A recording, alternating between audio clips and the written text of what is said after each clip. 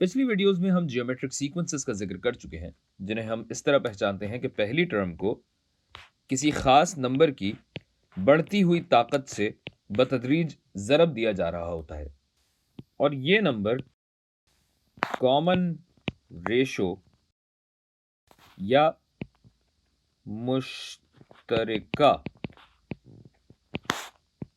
تناسب کہلاتا ہے۔ مثلا یہ ترتیب دیکھ لیجئے 5 5/7 5/49 5/343 جس میں مشترکہ تناسب 1/7 ہے، جبکہ یہ پہلی ٹرم ہے۔ یا یہ دیکھیے 3 6 12 24 48 اس میں پہلی ٹرم یہ ہے اور مشترکہ تناسب آپ کیا سمجھتے کیا ہونا چاہیے؟ بالکل درست، مثبت 2 مشترکہ تناسب ہے۔ یہ 2 کا اسکوائر، یہ 2 کا کیوب جس سے ضرب دیا جا رہا ہے اے کو، اور یہ 2 کی طاقت 4۔ یا یہ لے لیجئے 1 -3 9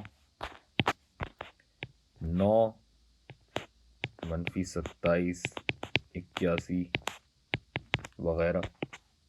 اس کو ذرا میں اوپر لے جاؤں، یہ اے ہے اور اے سے -3 کو ضرب دیا، پھر -3 کا اسکوائرڈ جو کہ مثبت 9 ہوا، پھر -3 کا کیوب جو کہ -27 آیا، اور پھر -3 کی طاقت 4۔ یعنی مشترکہ تناسب منفی بھی ہو سکتا ہے، مثبت بھی ہو سکتا ہے، فریکشن بھی ہو سکتا ہے، کسی بھی قسم کا ہو سکتا ہے، بس فکسڈ رہے، تبدیل نہ ہو۔ اب اگر ان تمام تراتیب کو، یا یہ کہیے کہ ہر ترتیب کی اصطلاحات میں، اور اگر ان تمام اصطلاحات کو یا اعداد کو یا نمبرز کو جمع کر لیا جائے تو یہی ترتیب ایک سلسلہ یا سیکوینس بن جاتی ہے۔